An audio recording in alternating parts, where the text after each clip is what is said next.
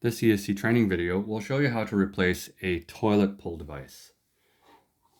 If the device is still semi-operational, you can put it into cleaning mode by pushing and holding the cancel key.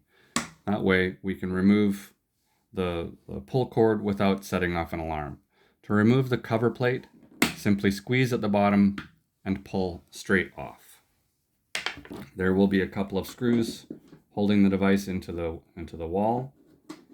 This can fit into a single or multi-gang box.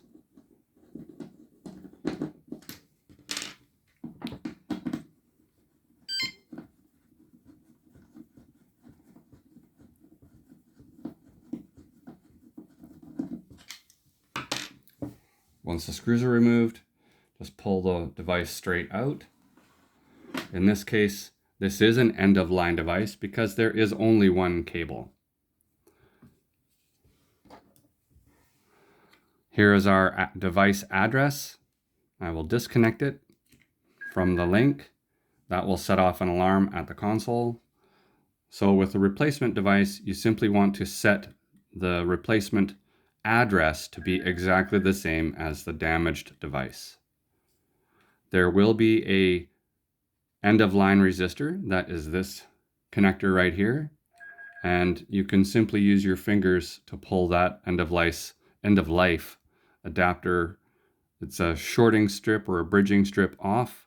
In this case, this is an end-of-line device, so I'm on the replacement device. If it didn't come with the bridge clip, I would move this bridge clip to the replacement device. Set your address so that it's exactly the same as the offending device. If you have external devices, you should move each connector over to the new device as you're replacing it, so as to not mix them up. Simply plug it back in. Doesn't matter which is which. They are simply bridged on the circuit board. Carefully reinstall the box or the module onto the wall mounting bracket or the gang box. In this case, it's a single gang box. Reinstall the screws. They don't have to be super tight, but adjust as necessary. Once you've reconnected it, the device will log in immediately, and you can test to make sure that it's working.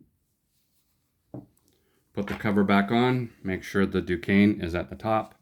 It hangs off the top, and then push in the bottom to snap it to close.